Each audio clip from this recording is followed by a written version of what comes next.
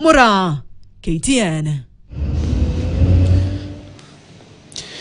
Mitihani inayoendelea ya kitaifa ya KCSE imeshuhudia visa vya udanganyifu katika kaunti kadhaa nchini. Katika kaunti ya Migori, shule ya wasichana ya St. Anne's Sunrise, mwalimu wa zamani wa shule hiyo anaripotiwa kuingia shuleni humo na kujifanya msimamizi wa mitihani na kuingia darasani ambapo mtihani wa hisabati ulikuwa ukifanyika.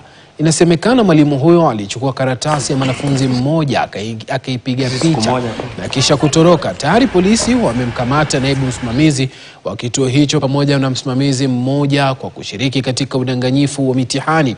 Katika kisa kingine, kaunti ya Kisumu, mtahiniwa wa shule ya sekondari ya Magunga amekamatwa kwa tuhuma za udanganyifu wa mitihani. Inaripotiwa kuwa mtihani huo alipatikana na simu ya mkononi iliyokuwa imefichwa kwenye sehemu za siri.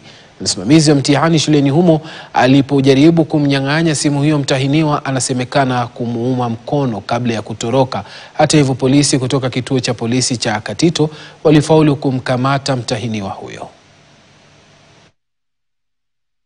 Bila shaka tusonge mbele, tuangazie masuala ya siasa.